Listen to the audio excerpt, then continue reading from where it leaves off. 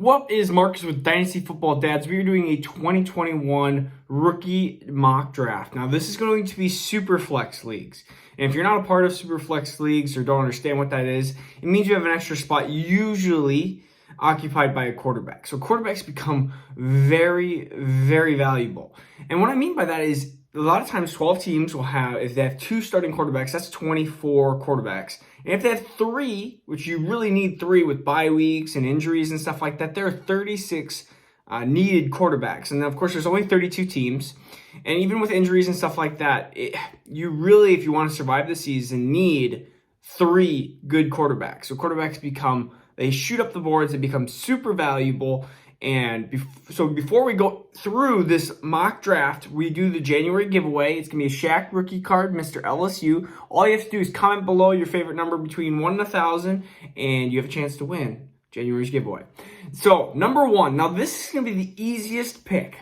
The easiest pick that you can possibly do. So just, if you already have pick 1, you might want to just send this in right now. I don't care if your draft's 5 months away. Mr. Trevor Lawrence, QB1, pick 1. He has everything that you could want in a Superflex league. He has mobility, so he has some rushing side to him. I mean, he's going to run a 4.6 40, which is pretty good for a guy who's 6'6", 240 pounds. He had 66.6% completion, 90 touchdowns, 17 interceptions, and over 10,000 yards as his career at LSU. He's been known as the prodigy, the next incoming, the next generation of talent, basically the once in a generation, best since Andrew Luck, maybe even best since John Elway. Maybe it's the best since Peyton Manning. Those types, he's in those categories already as a quarterback that we haven't seen in 10, 20 years. So if you have pick 1, just walk up to the podium or your imaginary area and just say, I'm selecting Trevor Lawrence. If it's 1 QB, of course, you'll have to watch a different video that I have. I already did through those, and Trevor Lawrence will not be the number 1, as you can see in that video. Number 2, this is where, of course, we continue to go quarterbacks. Quarterbacks are needed, quarterbacks are wanted, and they're super valuable. Number 2 pick is going to be Justin Fields. He's, of course, the Ohio State quarterback that some of you might have watched in the playoffs of college football. And so he's 6'3", 225 pounds, so he has the ideal size. His biggest thing is going to be needing to develop and needing to go through progressions because he has all the tools that somebody would want. So when we had Josh Allen that came from Wyoming, people were like, well, he has all the tools, but can he develop into an amazing quarterback? And if they do, they become top 3, 4 fantasy quarterbacks. If they don't, unfortunately, they end up burning out. But you have to go with that ability. You have to try. These quarterbacks are going to be valuable for 10, 15 years if you hit right. And there's statistics to show that about 75% of the top 12 fantasy quarterbacks were drafted in the first round. So if you think about that, you have to get these quarterbacks that were drafted high, and hopefully they can stay around for 10, 15 years. But Justin Fields, he had 22 games in his career, 5,373 yards, 63 touchdowns, and 9 picks. So you can tell that he had some accuracy. He had some power. Ohio State quarterbacks have been known to fail, but he used to be a Georgia Bulldog, so you can call him a Georgia Bulldog if you really want to. But Justin Fields, my number 2 quarterback, and depending on, again, landing spot, these couple quarterbacks might switch because not Trevor Lawrence, but 2 through 4 are really close together. So my number 3 quarterback and my number 3 player is going to be Zach Wilson. He's very close to Justin Fields, and he's got about similar size. We're talking about both 6'3". Zach Wilson about 15 pounds lighter. So he is about 210 pounds. His 2020 season, now 73.5% completion. That is incredible completion. I mean, we were talking about the other quarterbacks in this class are 7, 8%, probably lower. He had 33 to 3 touchdown interception ratio. That's awesome. That's what you want. And he had 3,692 yards passing last year, or this last 2020 year. So ultimately, he has all the tools. He's from BYU, so he is from a little bit of a smaller school.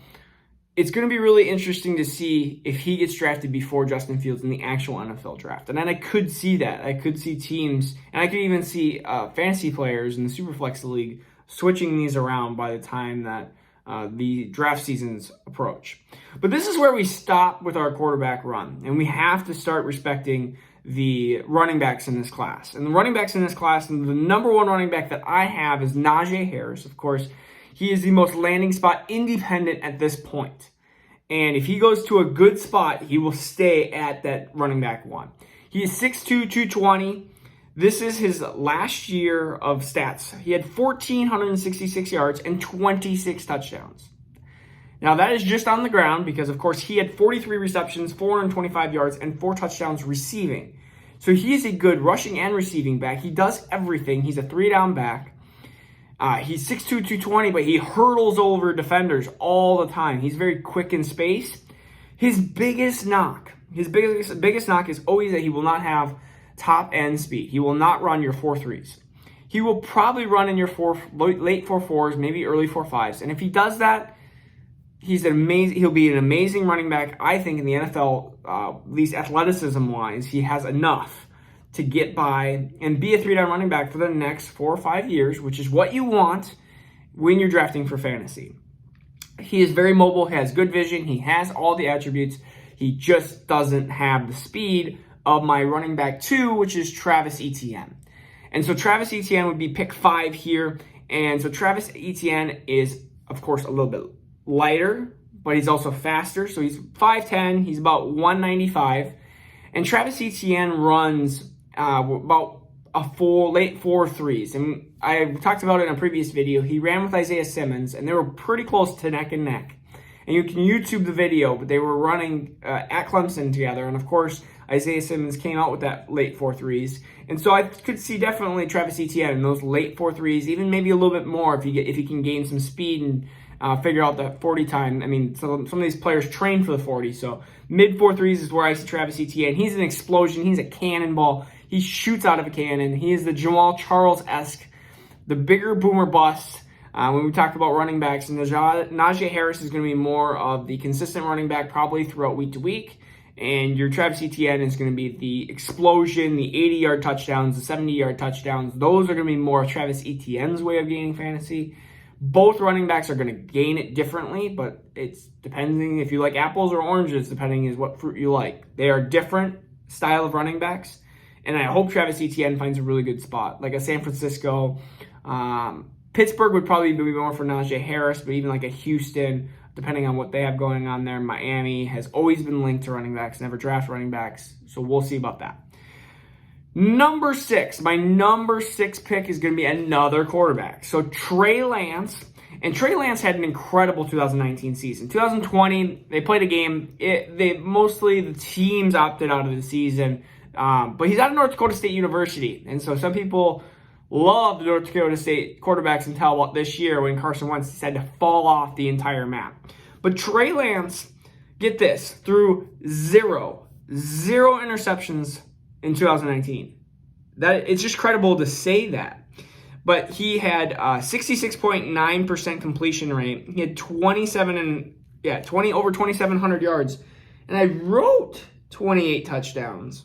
But now that I say that, I'm not exactly sure if he had 28 touchdowns. My bad on that. He had at least 28 touchdowns. I thought he had more than that. Maybe not. He did have 1,100 yards rushing and 14 touchdowns on the ground. He's going to be your mobile quarterback. I really, really do enjoy Trey Lance, and if he gets drafted in the top 10 picks, he will probably jump these running backs. And he might be into that quarterback situation between 2 and 4 of quarterbacks. They are so close. I think there's a tier base. When you do a tier base system, you have 1, of course, Trevor Lawrence.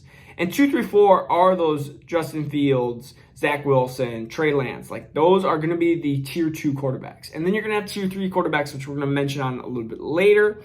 But number 7, we're just going to leave it at that. We'll put more thought and we'll put more analytics into it because I have done some research about that. Number 7, Kenneth Gainwell. Kenneth Gainwell is Mr. Memphis. He shared time with Antonio Gibson. I did a separate video about him and why I have him so high compared to other players and why I love him when it comes to what future fantasy production could hold and how he could break out. He's 5'11", 194, but he is a rusher and a receiver because he had over 2,000 total yards, 110 of those receiving, and 16 touchdowns, averaged 6.3 yards on the ground. He was just incredible. And when you look at Antonio Gibson and how good he did, and sometimes that's hard, but we looked and see how good Antonio Gibson did. And you look at Kenneth Gainwell being like the number one running back in that backfield. You just got to look and be like, Kenneth Gainwell could really be the number one running back out of this class. He has that talent. Number 4, we're going to go with Javonte Williams. He's been shooting up people's boards, just been rising crazy out of this. And you maybe you've listened. We haven't talked about a wide receiver yet. So if you're a wide receiver team sitting there going, gosh, I was in the playoffs. I got like 4th in my league. I have the 9th pick, and we don't have a wide receiver off the board. You are correct. Right now we have 4 running backs and we have 4 wide receivers off the board. And this is non-tight end premium, so make sure of that too. But so Javonte Williams is 5'10", 220. He is the typical, again, 3-down back. If you're looking for somebody with power and not super speed, but like has some quickness, can hurdle, can just run you over, Javonte Williams is your guy. He forced 83 missed tackles. That is the most. 15 more than Najee Harris. That is incredible. And he split time with Michael Carter. Think of that. He is a beast when it comes to breaking tackles and running people over. He had 4.6 yards after contact, which was the 6th most as well. And yeah, he had 1,140 yards rushing with 7.3 yards per carry. So that is my number 4. When we get to number 9, which is right now, we get to decide between 2 wide receivers, and I also made a video about that. Devonta Smith is my number 1 currently. He just looks the part, and he also has pretty much everything positive that when it comes to a wide receiver, we look at him and we go, what's the only negative of him? It's his BMI, it's his weight. So yeah, maybe wide receivers that are that slim have some issues in the next level, but what can you control on your part? You can control weight, you can control strength. Sometimes you can't control speed or agility, or sometimes it's harder to work on route running or good hands or hand-eye coordination, which Devonta Smith has all of those. And I compare him a lot to Stefon Diggs. And so he had that 4 looked like a 4. It's just 3 ones. 111 receptions, which is incredible. 1,856 yards, 23 touchdowns, and a Heisman Trophy to boot. Wide receivers don't get Heisman trophies. I know this was a shortened year, but he's 6'1", 175. He is the Stefon Diggs of our league, like of the last 10, 15 years. You look at those type of players, and he's tough across the middle. He catches everything. He's got great hands. We talked about his route running is excellent. I'm trying to think if there's any other downfalls really of him. Maybe he has slightly down of a elite speed, but we're still talking probably better than Chase and Bateman and all that. He's not gonna be Waddle speed, but we're talking still 4.4 speed. He has all the attributes. He's just a little light. So he comes into the draft season, comes into the NFL season at 190, and no one's gonna bat an eye. His BMI is gonna go up, and he'll be the number 1 wide receiver potentially in this draft. And I would pick him as number 1. And number 2 of this wide receiver class, and number 10, you get JaMarr Chase. Wow. That's just incredible to think about at this point, that there's so many good players in this draft, that somebody that would be potentially in the playoffs gets JaMarr Chase, which he's 6'1", 200 pounds. He is a Anquan Bolden type, I believe. Maybe not as good run after catch, but he is going to be 21 here in a couple months. So he's not even 21 yet, and his run after catch is down, but pretty much everything else is close to elite. We're talking sometimes separation is maybe not elite, but close to elite. He has good speed, not amazing speed, but he has good hands. You just see him against lesser cornerbacks, or even sometimes good cornerbacks when Joe Burrow was there, and he just torched them. Yes, he had a couple drops in some of those really close playoff games, but if you find a quarterback, it depends a little bit on the situation. If you find a quarterback that can throw the ball somewhat accurate, I think JaMarr Chase could absolutely torch the league in stats. And stats are a lot of what matters in fantasy football. So yes, JaMarr Chase Has a couple little downfalls and nicks, but you have to be nitpicky at this point when we're talking about amazing wide receivers. And so that's where I get to number 11, which we have Rashad Bateman. I call him Mr. Kenny Galladay Light. He's 6'2", about 220 pounds. So he's a taller guy. He's going to be in your X spot. He is really good at, I guess, sneaking in run blocks, and all of a sudden run releases where it looks like he's run blocking and then all of a sudden releasing into a route. He runs pretty good routes. He's not a great after the catch runner. He's probably going to run 4.6s, maybe high 4.5s. So yeah, he's a little slower than you want. But again, he's got good body control, good hands. You see a lot of times with one-handed catches. So yeah, I really do like Rashad Bateman, and he was my wide receiver 1 going into the year. But he has knocked down a couple pegs because just JaMarr Chase and Devonta Smith have higher floors and higher ceilings. And I think Bateman has a little bit more risk. And we haven't even seen a gopher wide receiver ever do it before, too. And so that's a little bit of a concern that we have when it comes to like how good or how safe a wide receiver is. And number 12, we are finally going to do a different position. And that is Mr. Kyle Pitts. He's my tight end 1. And he is 6'6". Let's see, 240 pounds? What? That's a tight end? Yes, that's a tight end. He is Mr. Darren Waller type. He had 43 receptions for 770 yards and 12 touchdowns. That's a pretty good year. Oh, that was 8 games. Wow. See, that's one of those things that you have to look at stats and sometimes look and go, how many games did they play, especially in this COVID year? He played 8 games and just dominated competition. If this is tight end premium, we would definitely move him up the list. He could be one of those tight ends that are, it's weird that you have a once-in-a-generation talent at quarterback. He could be the once-in-a-generation talent at tight end.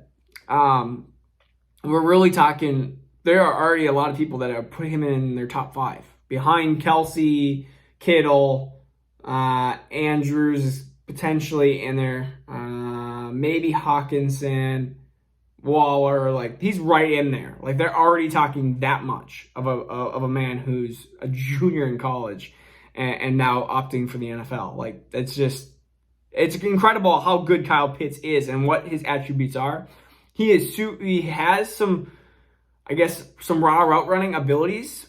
So he needs to work on some refinement of that. But if he does, I mean, we are talking sky is the ceiling. He could be tight end 1 in 2-3 years. And if you're in a tight end premium, that is what you need. But this is not tight end premium, so he gets stuck at 12. So this is Marcus with Dynasty Football Dads. If you want to see any of the other videos, please click over on this list over here. But I'll be doing a video hopefully daily. And then we'll hopefully be giving some other better giveaways here in the upcoming months. And I will see you next time. Please let me know what videos or what players that you would like me to break down and go through. All right. See you next time. Take care. Bye.